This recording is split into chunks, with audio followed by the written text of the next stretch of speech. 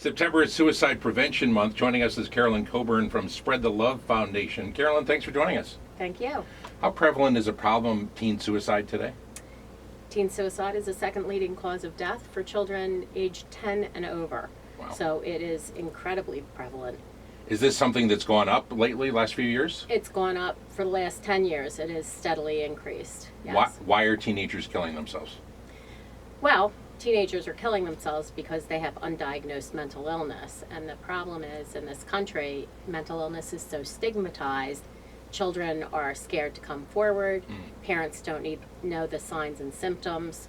So it goes undiagnosed. The average span between the onset of symptoms and actual diagnosis is 8 years. Wow. So children are suffering, and they're not receiving the help that they need, so they take their lives. You mentioned warning signs. What are some things that parents can look for? Well, I hate to group it because there's different kinds of mental illness. So the warning signs for depression are different than the warning signs for anxiety or bipolar disorder. Gotcha. I would suggest that you go to our website at spreadthelovefoundation.com, and we have not just the signs and symptoms of different mental illness listed, but we also have free mental health screening that's confidential. Your kids could screen, you can screen, and find out if you might be at risk. It's a good way to start the conversation with your child, to have that third thing. And you should always have a conversation with your child.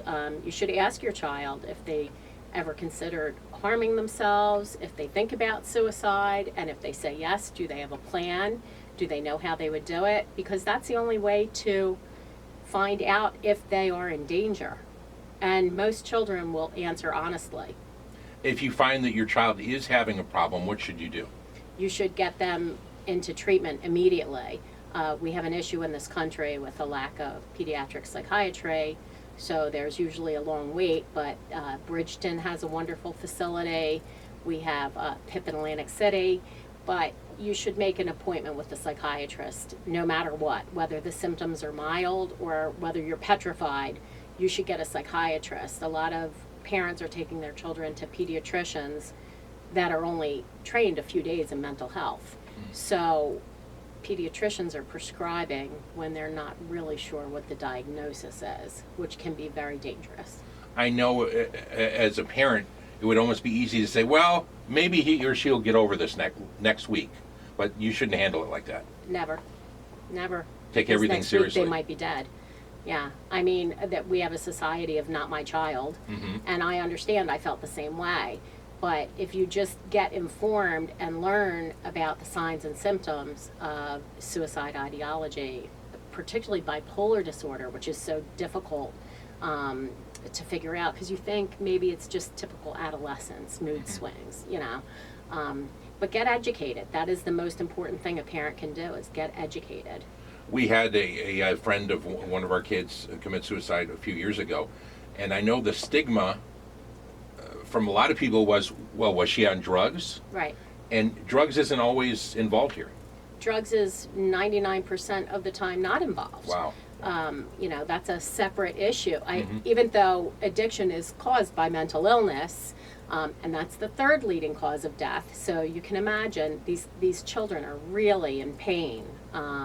There's a lack of communication in our society now. They have way too much screen time, not enough sleep, and their brains are just fried. Wow. So we need to combat this as much as we can, but the question everybody asks when a child dies is, why would they do it? What was wrong with their parents? What was wrong with the kid? But nothing's wrong with the parents or the child. The problem is wrong with our society that stigmatizes mental illness so greatly that kids can't come forward. Tell us about the Spread the Love Foundation. Well, Spread the Love Foundation, we started it 4 years ago, a year after I lost my daughter Samantha. We do three basic things. We do something called a SAMI Symposium, which is suicide, addiction, and mental illness. We go into schools and we have people with lived experience speak to the children, and we do breakout sessions on things like social media and depression and signs and symptoms and drug paraphernalia. We also do youth mental health first aid trainings in school districts. We teach teachers.